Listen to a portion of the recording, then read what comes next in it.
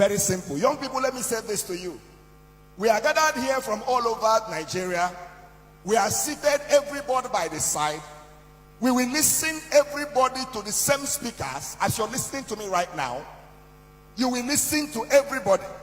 But it is not everybody that the words will be effective in their lives. It is going to be effective for the person who listens and decides that the prophecies on his head will not go in vain. This is University of Nigeria, Nsukka. Several years ago, I came to this school as a student. Before I came to this school as a student, I was physically challenged at the age of 3. And between the ages of 3 and 10, I was a beggar in my village. Everybody knew me. I was crawling on the floor for 7 good years. I will hang something on my neck. I will go to the marketplace to beg. That was what I was doing for 7 years. And for these 7 years, all my age mates were already in school. I was despised. I was nobody. Until one day, I decided to go to school. And when I got to school, the headmaster...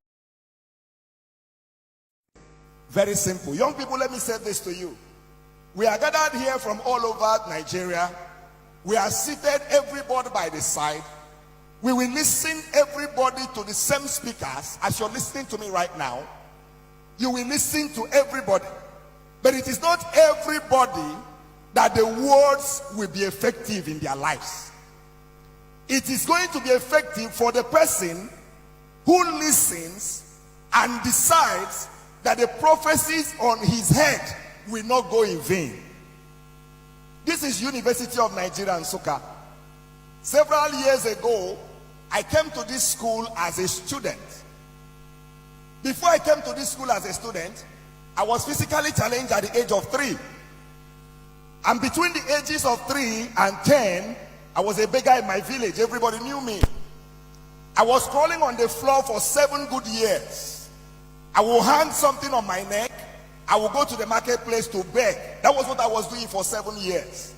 And for these 7 years, all my age mates were already in school. I was despised. I was nobody. Until one day, I decided to go to school. And when I got to school, the headmaster made a mockery of me and said to my father, "Why did you bring this one here? What did he come here to do?" He said to my father, "He can't be a student. So take him back home. He can't be a student." And then I asked the man, "What will I do?" If you want to maximize who you are in life, you don't tell stories of what has happened to you.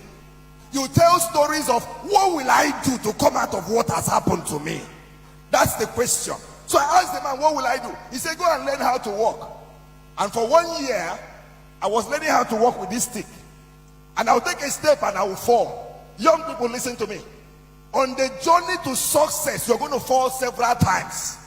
But when you fall, you're going to get right back on your legs. You're going to write an exam several times, but you won't give up until you pass that exam.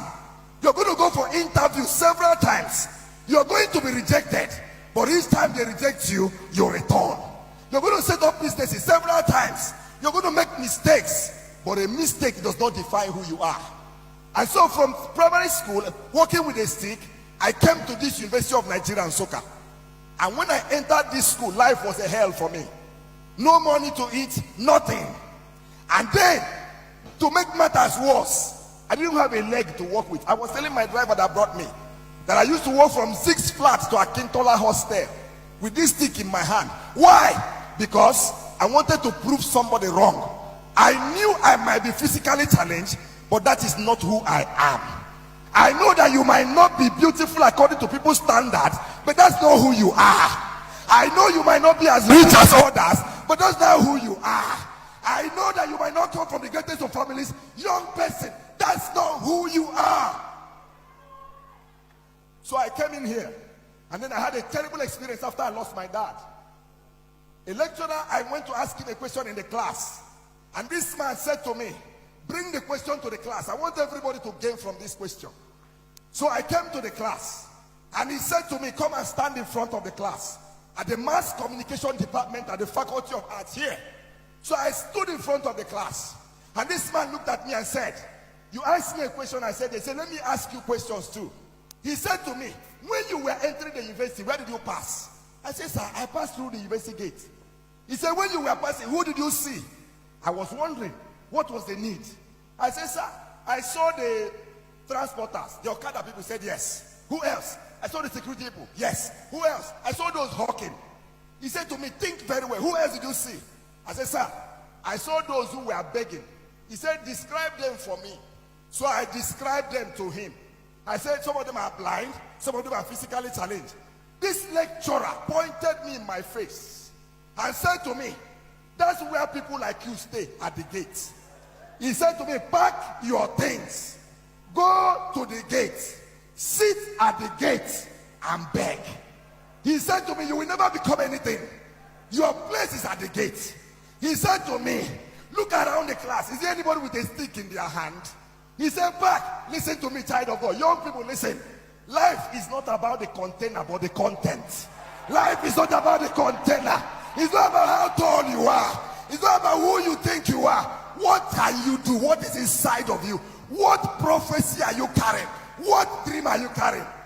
Can I share to you? I left this school with a first class. Listen to me, young people. I left this school with a CGPA of 4.86. Listen to me, young people. Today as I stand here, I have a PhD. I am a lecturer and I teach in 2 different schools. I have cars and I drive on my own. I have family, I have a wife and children. Listen, child of God. Nobody is your classmate. You are your own. Nobody should influence you. Hey, young person, listen to me. You are not in competition with anybody. By the special grace of God, I have traveled around the world. The last time I got to UK, I got to London Heathrow Airport with the same stick in my hand. That's something for which they mocked you. That's the same thing God will lay hand on and elevate you.